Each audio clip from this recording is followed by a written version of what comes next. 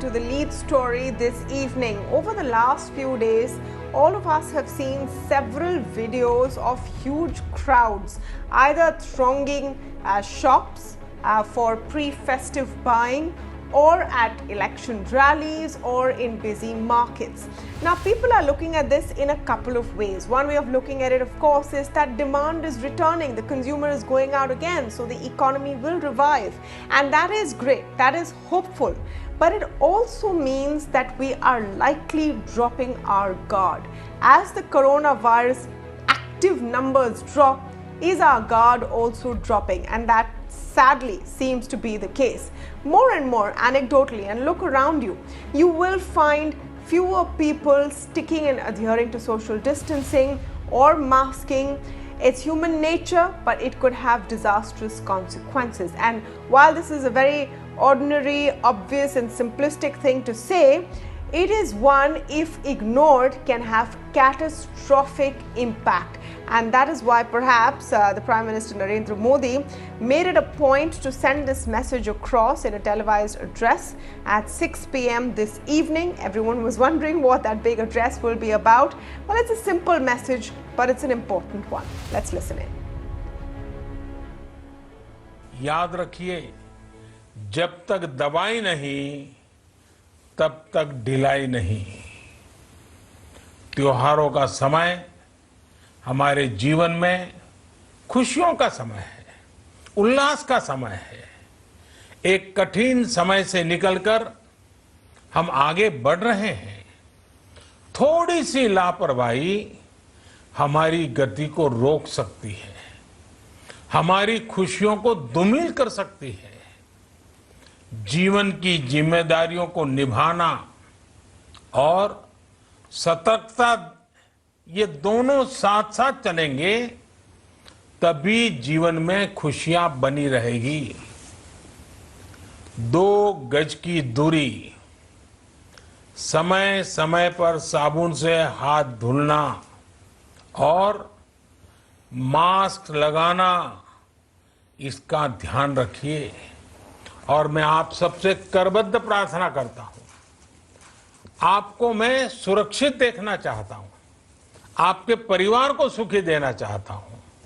ये त्योहार आपके जीवन में उत्साह और उमंग भरे, ऐसा वातावरण चाहता हूं।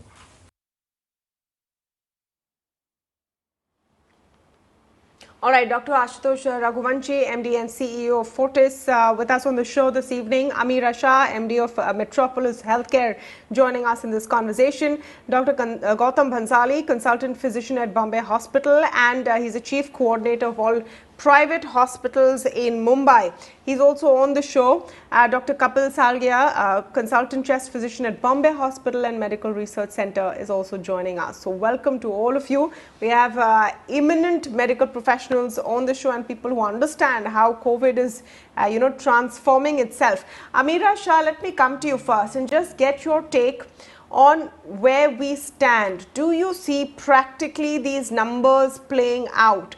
Fewer active cases, better medical infrastructure to support it, and yet somewhere or the other this lackadaisical attitude also creeping in? I think in the last 2 to 3 weeks, we've definitely seen volumes fall. There's about 1 million tests per day happening across the country at this point of time, but the number of active infections, as we know, has fallen below 50,000 cases per day. We are seeing that on the ground.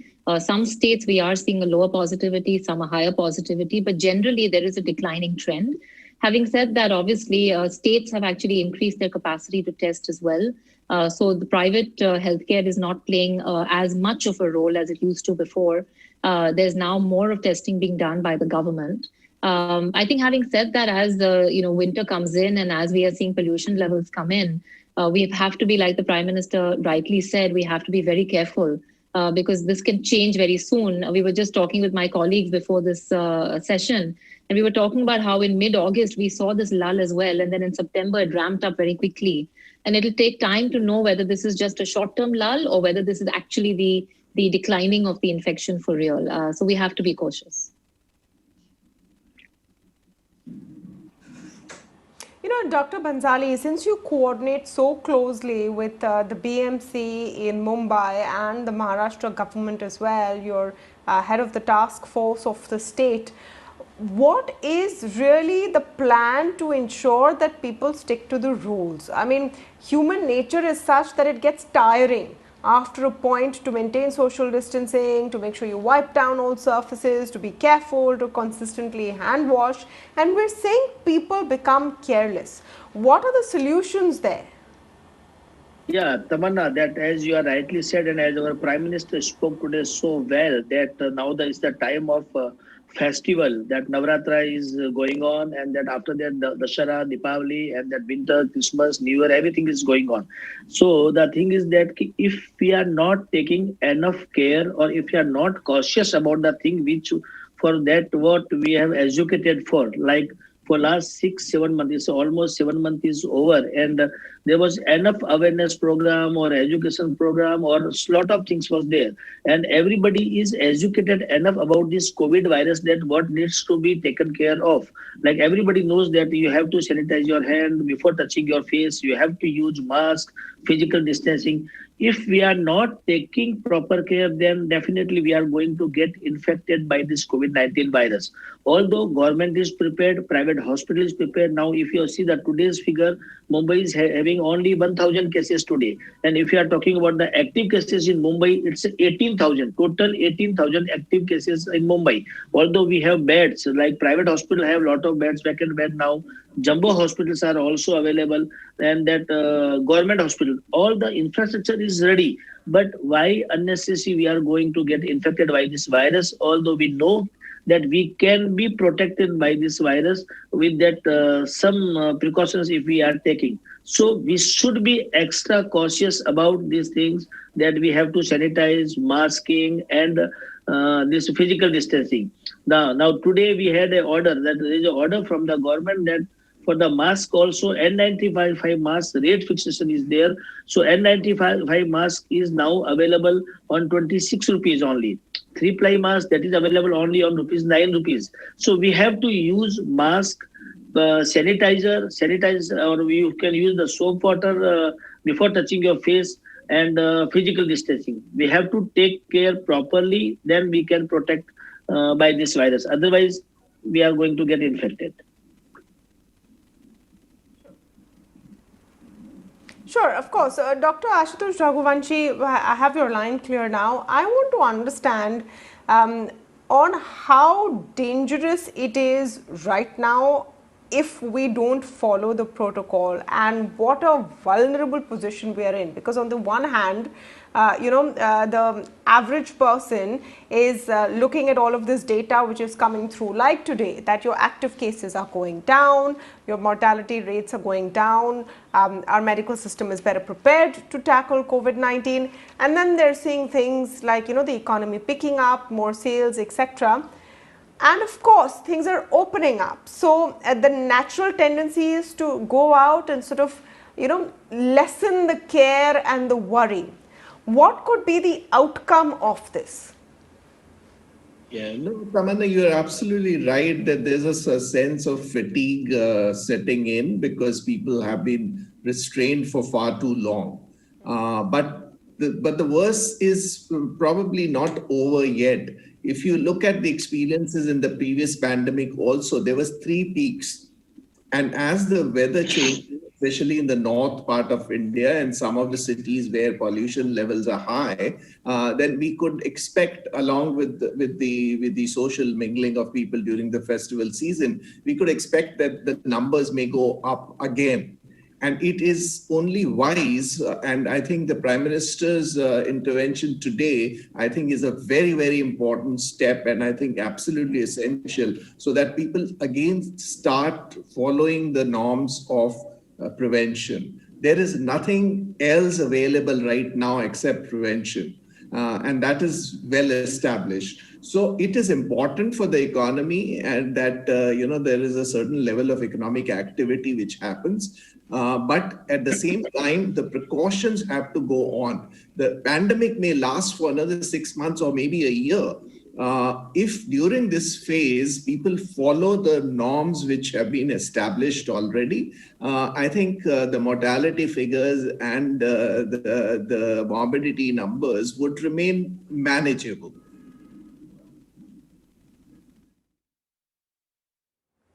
Yeah. Dr. Kapil, how do you look at the situation which is unfolding right now? And we have to wait and see if people actually take all of this advice seriously. All through, policy makers and health professionals have struggled with this very concern, that there is fatigue within people to follow the same norms again and again consistently, which are so unnatural to regular social behavior. So, as we have seen, everyone's mentioned the number of cases have significantly gone down in the past week or so. And to sustain this, we need to ensure social distancing and prevention. So, wearing a mask is the only protection that all of us have. The vaccines are still yet to come, and how much protection they'll give. Viruses by nature have a tendency to mutate. So, wearing a mask, going to workplace. See, economic work has to continue and people will have to go to their workplaces. But what we are asking them as doctors, healthcare professionals, or the government is go to work, but maintain your social distancing, maintain your hand hygiene, and please wear a mask. That are the only ways that you're going to be protecting and preventing yourself from this infection. The Western world started out everything and they're again going to a phase of lockdown. Today, most of the countries in the European Union have started the lockdown. We don't want to go through that phase again. We are just out of it. The fatigue is there, but all of us just need to maintain the three important things that have been reiterated by our Honorable Prime Minister, also Modi ji today. So we need to maintain social distancing and wear masks. And if this is going to be maintained, then we are going to gradually see dwindling numbers, which is not going to peak again. The moment we again let down our guard, and we may again have a third peak, especially in this winter season, where it is also the flu season in the country, especially the northern part of the country.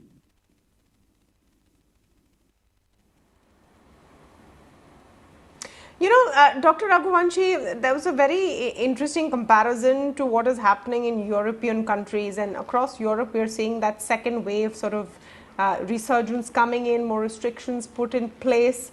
Looking at that, I want to understand, in your view, is it inevitable that we will have another spike in cases? The question is how damaging it will be, because you are going to have more movement in festive season. The economy is consistently opening up as it must. You have this combination of colder weather and pollution. Is it an inevitability that the cases will spike? I mean, I wish that doesn't happen, but unfortunately, all the factors point in that direction. So I think there is no other alternative but to follow the precaution of putting the mask on. As Dr. Kapil was saying, that it is important that people follow that norm. Economy cannot stop. People have to go for their livelihood. They have to go for their basic necessities, and they have to go around for healthcare and other needs. So it is not a normal behavior to just remain confined to your homes. So I think India, it is very important that the economy doesn't suffer any more than what it has already suffered. That is why the precaution remains important. It is everybody's desire that the next wave doesn't happen. But all the factors, environmental, etc., point to that direction. So that is why I think it is very, very important that the advice being given by the specialists is followed to the letter and spirit. You know what my concern is, and here let's talk a little realistically. Ameera, I'm going to come to you with this slightly tricky question. Now, playing out for people visuals from election rallies in Bihar today, and the huge amount of crowds that have come out. It's a democratic right, and it's been allowed by the Election Commission that people can attend rallies. They will do so in large numbers. Secondly, these visuals which came from a store, a sari store, that store was finally shut down after the social media, pictures went viral, etc. Ameera, my question to you is that if policymakers are actually serious about not letting a second wave come in, then we will have to go beyond advice. We will have to go beyond platitudes to say, please mask up and maintain distance. What do we need to do to ensure that we don't have a rebound? No, absolutely, Tamanna. I think advice is good, but unfortunately, with the fatigue that's come in, it's not enough. There has to be strict enforcement. Let's learn from what some other countries are doing. In other countries, the police are patrolling. There are strict fines for not wearing a mask in public spaces.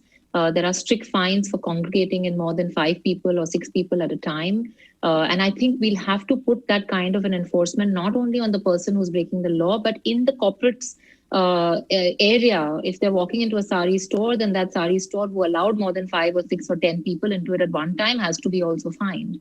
And I think unless we go to that level of enforcement, it's going to be very difficult to just function. Just to give you an analogy, people who have climbed Mount Everest, it's very surprising. More people die on the way while climbing down from Mount Everest rather than climbing up.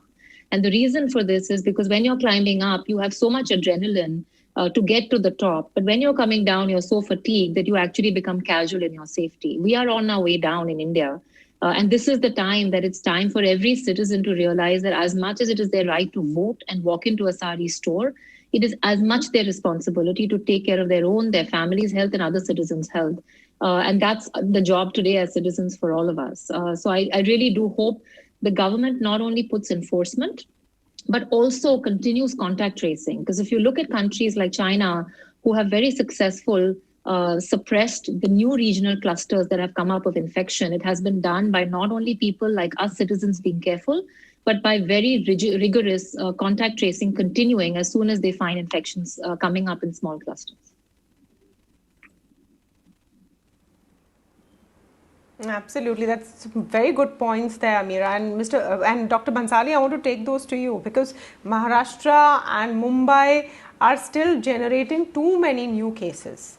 There are just too many new cases, and local trains haven't even fully opened up. A lot of offices have not seen full capacity, but you go out and the roads are packed. They're jam packed, and if you just do a count, you will find it difficult to see enough people wearing masks. Is it time for authorities to crack down to some extent? All of these rules and regulations will have to be enforced at some point.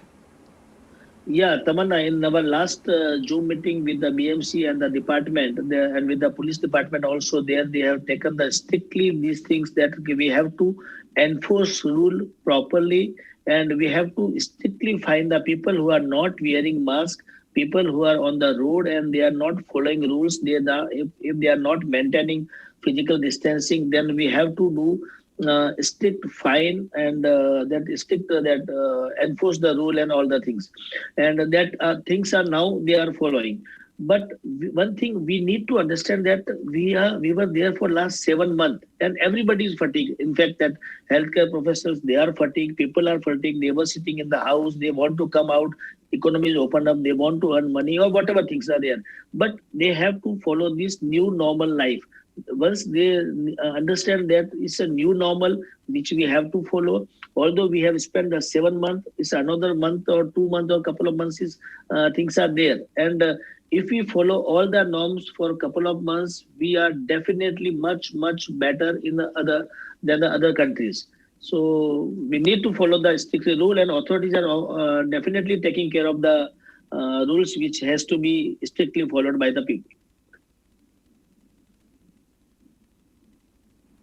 Yeah, Dr. Raghuvanshi, I just want your take on this because, you've spoken about how the factors point to some amount of resurgence. We've been quote unquote lucky in the sense of perhaps there's more herd immunity than we know. We have a younger population, or maybe the data is not all out there. But for whatever reason, our numbers have been relatively good. Is it time to ensure it stays that way? Because it seems almost impractical, especially in large crowded cities, to maintain social distancing beyond a point. Yeah, so I think the point Ameera made is important. People have started sort of not they're not able to follow their protocols simply because of exhaustion. But I think there will have to be some degree of enforcement also from local authorities. Unless that is combined, there may be an upward surge, which we might see. Though all the indications at the moment are that the numbers are under control, the positivity rates are coming down in the diagnostic side. We can see that very clearly. But if the precautions are not followed, then we are bound to see a surge. And I think today's address to the nation by the Prime Minister indicates that the government is very well aware of such risks and would be willing to take whatever steps are necessary. So I think enforcement of all these precautions is going to be important. It is not only that that citizens have the responsibility, but in case the rules are being flouted and people are not taking adequate precautions, then I think they will have to be nudged towards that. Yeah, absolutely. I mean, obviously, personally, we all have to be careful. Dr. Kapil, I just want to get your take on how we can ensure that, all of this festive season excitement doesn't turn into a big negative for people just because we're being careless. So most important is that everyone has to be responsible.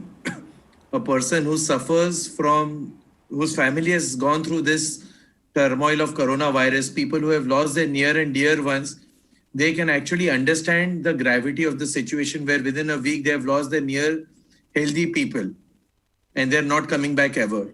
So it's responsibility for every person to think what has happened to them. We don't want the same thing to happen to us.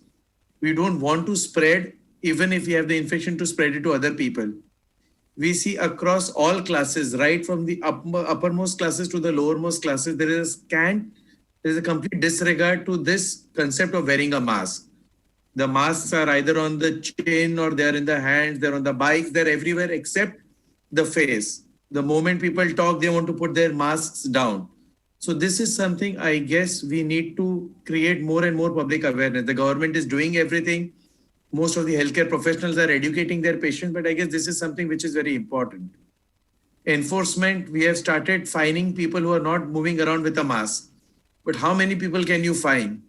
You go to a smaller development, a small society, people are moving happily without a mask. So I guess it is going to be more a responsibility, a social responsibility that everyone feels, apart from the enforcement. Because once the infection sets in and someone near to you, someone elderly gets it, then there's no point in ruining the fact. So I guess whatever the government is doing, fines and everything are there. But I guess the social message needs to be spread to everyone again and again. It needs to be reiterated. Like as Ameera, as you pointed about a sari store, the store should also be fined heavily so that the next time they do not allow anyone more than X number of people to be inside the store. For a short amount of profit, you're exposing 50, 60 people inside to the infection, which is not right. So I guess those norms which go for people who are not wearing a mask should also go for establishments. So strict guidelines are maintained for the same. So you can operate, but at the same time within the ambit of strict guidelines.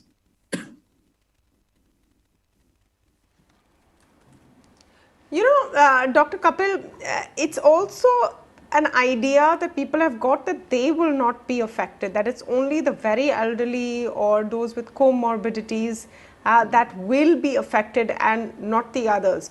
Do you see that actually bearing out in terms of evidence, in terms of the profile of people who are getting affected? Is it actually just limited to the elderly and the vulnerable? No, that's a misnomer. Yes, definitely the rate of mortality is high in the elderly people with a lot of associated comorbidities. But we have seen in the past 7 months, a lot of young people between the age of 25 to 45 dying because of COVID. They have been on the ventilator for 20, 25 days. They have developed post-COVID complications. So there is a large amount of younger population between 20 to 40, 45, 50 years of age who have developed severe complications due to COVID and they have lost their lives. The numbers would be smaller compared to the geriatric population. Does not mean they are not getting affected. COVID is not sparing anyone, young or old. Anyone can get it, anyone can get a complication and anyone can die. So having this thing, ki he got it, I will not get it, is a completely wrong idea that people follow. It can suddenly go into a cytokine storm in any age group and there is no sparing of anyone. So we have seen a lot of young deaths. We have seen, Gautam would agree with me, we have seen a lot of young cases who have been on post-COVID on the ventilator for almost a month, month and a half, who have recovered, but they have developed severe fibrosis and are oxygen dependent. And we do not know how it is going to play out. So if it has to go bad, it is going bad, irrespective about what you do and whom you do, young or old, but young are definitely. I'm glad in a sense. Yeah, I'm glad in a sense that, which is why I'm glad in a sense before we knew what the 6 p.m. speech was about. Obviously, all of us were wondering what would be said, and one of the options we thought would be to congratulate India on the fact that there are fewer cases or fewer new cases. I'm glad that the thrust of that speech was on ensuring that we don't muck this up, that we ensure that we continue on this trajectory instead of a spike. So we need to be careful before we start congratulating ourselves. It's still a very vulnerable period. Well, on that note, I want to thank all of you for joining us on the big story this evening on the India Development Debate. We will take a very short break, but the India Revival Mission special coverage up next.